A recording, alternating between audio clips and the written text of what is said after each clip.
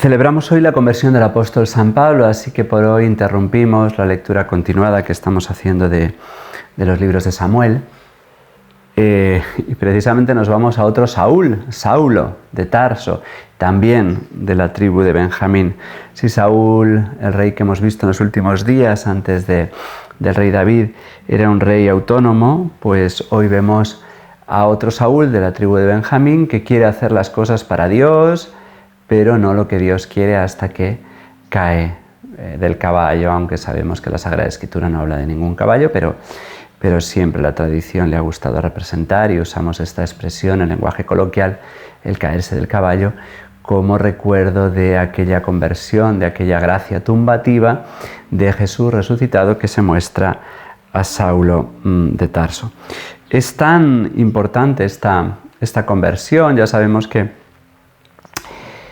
muchos modernistas y racionalistas acusan a San Pablo de haberse inventado el cristianismo, como si Jesús fuera un pobre patán, un pobre inútil que no sabía lo que hacía, un ingenuo que fue muerto por su bondad y candidez, y que Saulo sería el que recogería todo este testamento y se inventaría el cristianismo. Bueno, no tiene ningún fundamento, evidentemente. Saulo es un hombre tocado por la gracia de Dios, un hombre que ha pasado de perseguidor a ser el mayor apóstol, y es tan importante este acontecimiento de la conversión de San Pablo que se nos relata varias veces, 3 nada más y nada menos en los Hechos de los Apóstoles, una en tercera persona en el capítulo 9 y 2, Saulo, ya convertido en Pablo, en los Hechos de los Apóstoles tiene 2 discursos en que él mismo cuenta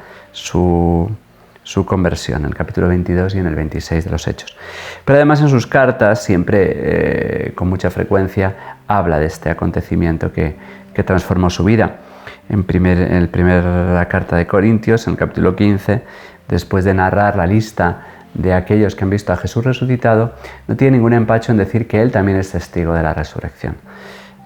Pablo, que parece no haber conocido a Jesús en carne mortal, aunque evidentemente ha oído hablar de él, da la sensación de que no lo ha visto antes de la crucifixión, pero él considera que las apariciones de Jesús resucitado a Pedro, a los apóstoles, a la Magdalena, que entonces no se le da tanta importancia porque al ser mujer su testimonio no tiene la misma validez jurídica que las apariciones a los varones, en esa sociedad machista que no recibe los testimonios de las mujeres con la misma autoridad que recibe la de los varones. Sin embargo, Jesucristo a la Magdalena la ha convertido en testigo privilegiado, la primera testigo de la resurrección. Gracias a ella los apóstoles Pedro y Juan irán corriendo al sepulcro. Ella es la primera apóstol. Bien, pues Saulo se pone a sí mismo al mismo nivel que los apóstoles como apóstol, porque él también ha recibido la aparición de Jesús resucitado. A mí se me ha parecido como a un aborto, es decir, como a destiempo, como en un momento diferente, pero no por eso menos válido. También en la carta a los Gálatas, Pablo comenta esta conversión. Aquel que me escogió desde el seno de mi madre y me llamó por su gracia, quiso revelar en mí a su Hijo para que lo revelase a los gentiles. Sabe que tiene una especial misión que no es única en San Pablo, porque Pedro en realidad también ha recibido esa misión, pero es verdad que Pablo se destaca como el apóstol de los gentiles, aquel que ha intentado convertir a los de su raza, yendo a las sinagogas, hasta que ha decidido sacudirse las sandalias porque se da cuenta de que el pueblo, el judío, de un modo misterioso es refractario a la nueva fe de Jesús. Bien, estamos entre los años 34 y 36, un tiempo de una relajación de la autoridad romana, porque estamos en un interregno entre el gobernadorato de Pilato y el de Albino, y en ese tiempo en que Roma está menos presente en Israel, los sumos sacerdotes tienen como una mayor potestad para recuperar su antiguo poder, y entonces pueden hacer más daño a los cristianos persiguiéndolos. En esta época creemos que Saulo tiene entre 25 y 30 años aunque no conozca a Jesús, conoce a los cristianos de esta primera generación, a los que él mismo persigue. Él ha estado presente en el martirio de San Esteban, aprobándolo, más jovencito. Ponían, mientras le apedrean al protomártir a San Esteban, van poniendo los mantos a los pies de Saulo. Para tirar piedras pues es más cómodo, hay más agilidad quitándose los mantos, así que se los quitan para no sudar demasiado y poder apedrear con ganas a este primer mártir del cristianismo.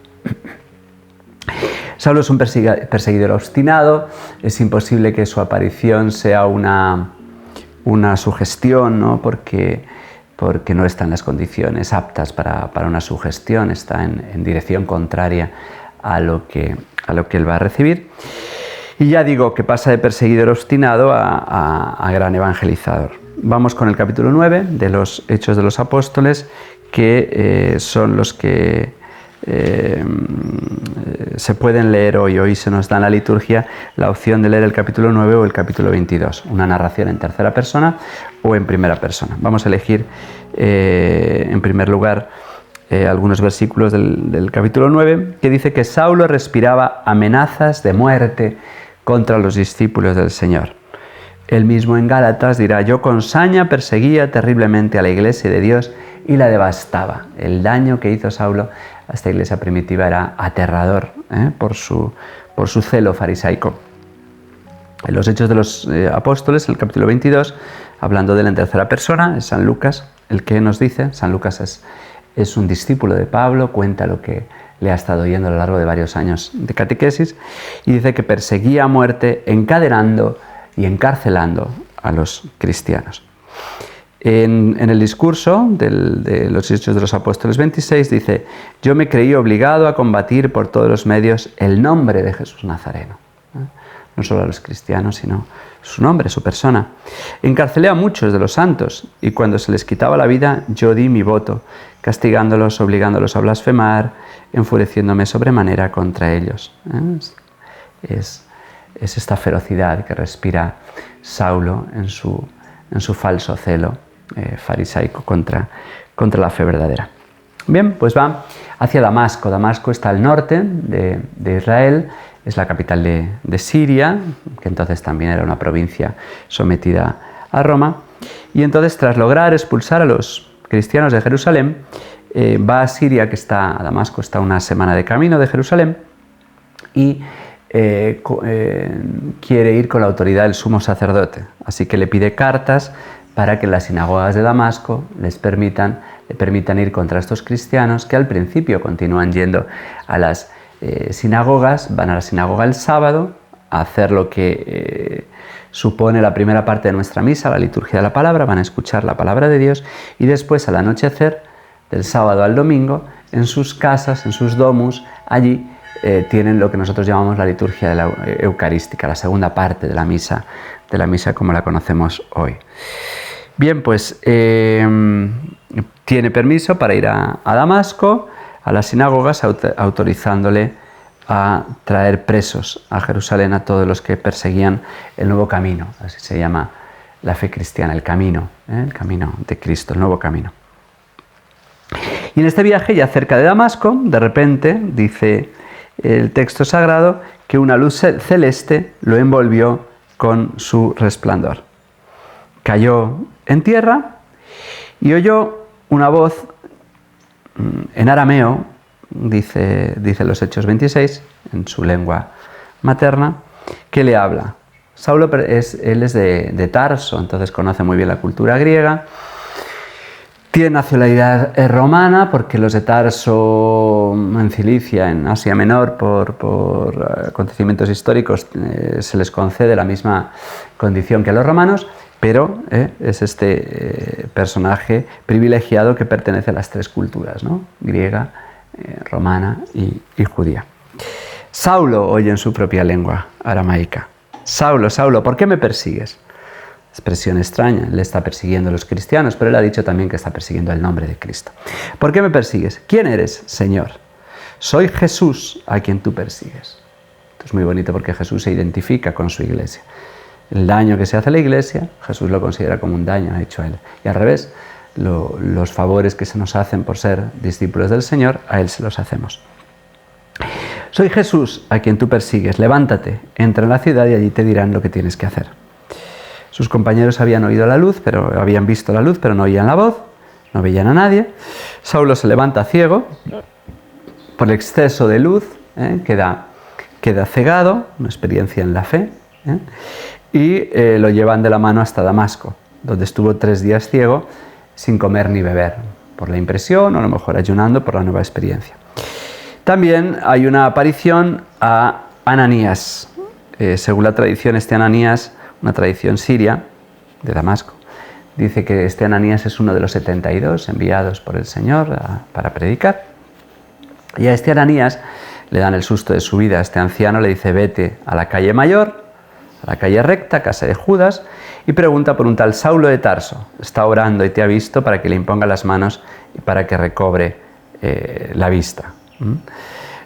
Ananías tiene un temor justificado. Él sabe muy bien quién es este Saulo. Señor, he oído a muchos hablar de ese individuo y del daño que ha hecho a tus santos de Jerusalén. Además, ha llegado el rumor de que trae autorización de los sumos sacerdotes para llevarse presos a todos los que invocan el nombre de Cristo. El Señor le tranquiliza: anda, ve, que ese hombre es un instrumento, un vaso de elección, dice la Escritura, un instrumento elegido por mí para dar a conocer mi nombre a pueblos y reyes y a los israelitas, también a los israelitas, no solo a los gentiles. Yo le enseñaré lo que tiene que sufrir por mi nombre, le dice. Seguir al Señor es sufrir. Aquellos que piensan que seguir al Señor es un camino fácil, un camino en el que todas las aguas se abren, pues no es así. Salió Ananías, entró a la casa, le impuso las manos y dijo: hermano Saulo, el Señor Jesús, que se te apareció cuando venías por el camino, me ha enviado para que recobres la vista y te llenes de Espíritu Santo. Inmediatamente se le cayeron de los ojos una especie de escamas y recobró la vista. Se levantó y lo bautizaron. Comió y le volvieron las fuerzas. Es la nueva vida, es el nacimiento nuevo de Saulo, que ahora es Pablo. Pablo es el cambio de nombre, el Saulo es arameo, Pablo es griego. Se quedó unos días con los discípulos de Damasco y luego se puso a predicar en las sinagogas afirmando que Jesús es el Hijo de Dios. El cambio es radical. Yo aconsejo ver ese cuadro impresionante, el Caravaggio, que está en San Luis de los Franceses, en que Caravaggio logra meter un caballo en un espacio muy pequeño, y ahí se ve la conversión de San Pablo. Merece la pena verse. Los oyentes quedaban pasmados y comentaban: ¿no es este el que enseñaba en Jerusalén contra los que invocan ese nombre? ¿Y no había venido aquí para llevarse los detenidos a los sumos sacerdotes? Pero Pablo se crecía y tenía confundidos a los judíos de Damasco, demostrando que Jesús es el Mesías. Luego ya llega inmediatamente, se va al desierto, un tiempo para orar, para prepararse a su nueva misión, como había hecho Jesús en el desierto, una especie de ejercicios espirituales, diríamos hoy. Luego va a estar en Damasco 3 años para luego volver a Jerusalén a preguntar a los discípulos si lo que él está predicando es conforme a la fe, porque es muy importante ser fiel a lo que se ha recibido. Pues bien, hoy este texto nos ayuda a meditar en el poder de Dios cuando nosotros vemos enemigos poderosos de la Iglesia, cuando a veces nos entra el temor de ver cuánto poder tienen los hijos de Satanás, los hijos de las tinieblas, pues nos tenemos que quedar tranquilos. Torres más altas han caído y los que son perseguidores hemos de orar para que sean nuestros amigos, para que estén en nuestro bando. También hemos de rezar por aquellas personas a las que amamos, personas que nos parecen muy duras, que nos parecen muy lejos de Cristo y de la Iglesia, que delante de nosotros se burlan de la fe, familiares nuestros, gente a las que amamos y que nos hacen sufrir en su lejanía de Cristo. Pues este texto y este día de hoy nos puede ayudar mucho a confiar en la fuerza de Dios y en la fuerza de la oración. Los perseguidores se pueden convertir en amigos. La historia de la Iglesia está llena de conversiones, la de Constantino, la de los bárbaros. A mí me gusta mucho escuchar. Hay muchísimas páginas que hablan de conversiones. A mí me ayuda mucho a escucharlas, como las madres orantes, ¿no?, que leen continuamente a Jeremías 15 cuando rezan por sus hijos, Jeremías 31, 15, cuando escuchan: deja de llorar, tus hijos volverán de la tierra del enemigo. Pues como Santa Mónica, recemos por las personas a las que amamos y escuchemos ese consejo de San Ambrosio: el hijo de tantas lágrimas no puede perecer. Lloremos, lloremos por las personas que hoy son enemigos de la Iglesia y de Cristo, para que pronto puedan estar en nuestro bando luchando las batallas del Señor. Que la bendición de Dios Todopoderoso, Padre, Hijo y Espíritu Santo, descienda sobre ustedes y les acompañe siempre. Hasta mañana, si Dios quiere.